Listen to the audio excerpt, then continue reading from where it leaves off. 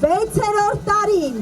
6 անգամ մենք հավաքվել ենք, որպեսզի վայելենք Կուրկուտի հրաշալի փառատոնը։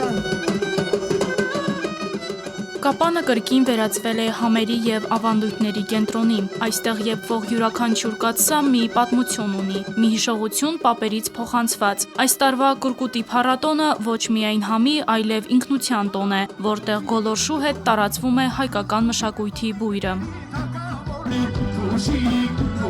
Երաժշտությունը, համեղ ուտեստները, ժպիտները և բարեգործությունը այս տարվա Կուրկուտի փառատոնը դարձրել են Կապանի ամենասպասված համեղ իրադարձությունը։ Կարակա մաքուր տավարի միսա, մեկ էլ ծորեն ամեն, կորկոտ ենք ասում ծորենին։ 12 ժամ էփվում է թոնրում, թոնրի լավ վառում ենք, ինքը կրակը վառում է նստում, որ դնում ենք մեջը, բանը պատերն է էփվում։ 6-րդ անգամ է կազմակերպվում Կուրկուտի փառատոն, նպատակը ավելի ճանաչելի դարձնել ավանդական ուտեստը։ Կուրկուտը լինելով մեր ավանդական կերակրատեսակը, անկեղծ ասած չուներ այդ ճանաչելիությունը եւ 2019 թվականին մեր նախաձեռնությամբ Կուրկուտը էլ ավելի ճանաչելի դարձնելու համար նախաձեռնեցինք փառատոն եւ առաջին իսկ տարին տեսնելով որ բավականին լավ կայանում է փառատոնը, որոշեցինք, որ այն դարձնենք ավանդական։ Տարբերվում է այս տարվա Կուրկուտի փառատոնը իր բարեգործական նպատակով։ Հասույթը պետք է գնա կապանցի երեխաներին, քույր եղբայր, ովքեր չունեն բնակարան, հանրակացարանում են ապրում եւ նաեւ չունեն հարազատներ, ազգականներ, այսինքն իրենք չեն կարողանալու այդ հարցը լուծել եւ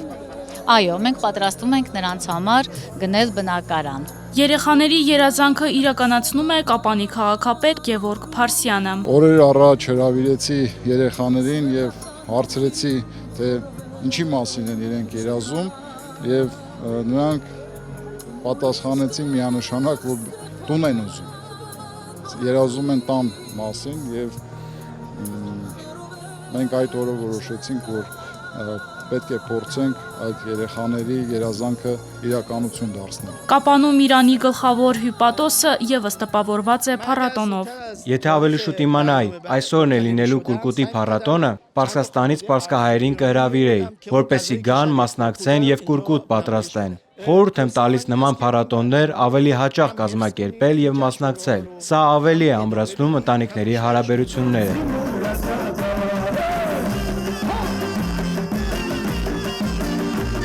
Փառատոնը անց է կացվում համախմբելով ինչպես հայերին, այնպես էլ արտասահմանից ժամանած զբոսաշրջիկներին։ Ես կարծում եմ հատկապես պատերազմից հետո անչափ կարևոր է հենց սահմանամերձ բնակավայրերում նման փառատոների անցկացումը, դա եւ տեղի բնակչության համար է շատ կարևոր եւ նաեւ այն մարդկանց համար, ովքեր այսօր պլանավորել են գալ, Կապանում իրենց օրն անցկացնել, туриզմի տեսանկյունից անչափ կարևոր իրադարձություն է եւ համայնքապետի նաեւ ակտիվ ջանքերով այս փառատոնը, կոնկրետ Կուրկուտի փառատոնը բավականին մեծ պոպուլյարություն է ձեռք բերել։ Փառատոնը լրացուցիչ կոլորիտ է փոխանցում Կապանին, Կուրկուտն առաջին անգամ փորձողները եւս տպավորված էին։ Ես առաջին անգամ եմ իսկապես մասնակցում Կուրկուտի փառատոնին, շատ լսել եմ, նկարներով տեսել եմ, դրա համար էլ որոշել եմ, որ այս տարի անպայման ուզում եմ մասնակցել ու այն ինչ որ հիմա տեսնում եմ, այս մթնոլորտը, այս կոլորիտը շատ կանչող է։ Նորաշենիկում անցկացվող փառատոնի գլխավոր զարդը յուրովի եւ տարբերվող տաղավարներն էին։ Մենք ներկայացնում ենք Սյունիք համայնքի բարիքները, Սյունիք համայնքը առանձնանում է իր ժնգյալով հացի տարատեսակ կանաչիների մշակմամբ եւ աճեցմամբ, նաեւ ժնգյալով հաց է ներկայացել մեր տաղավարը, հայկական ավանդական մթերքներ, գաթա, մածուն, տարատեսակ հյութեր։ Մենք սա հատուկ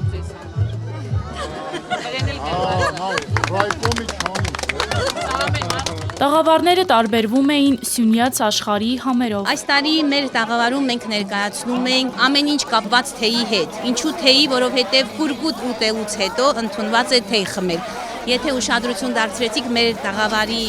վերնագիրը համտեսեք Կուրկուտ, ըմպեք թեյ։ Փառատոնի ընթացքում 20 վարպետները ներկայացրեցին իրենց պատրաստած Կուրկուտը, իսկ ժյուրիի անդամները ընտրեցին ամենահամեղն ու ախորժելին։ Ի վերջո տարվա լավագույն Կուրկուտ տիտղոսին արժանացավ Ծավ գյուղից Կարլեն Մարտիրոսյանը։ Զուգական վարպետը ստանում է իր մրցանակը։ Այս տարվա փառատոնը դարձավ համի, մշակույթի եւ մարդասիրության միավորում։ Այստեղ պատրաստված յուրաքանչյուր կաթսա ոչ միայն հին բաղադրատոմս ուներ, այլև նոր նպատակ՝ օգնել այն երեխաներին, ովքեր դեռ սպասում են իրենց տան բանալուն։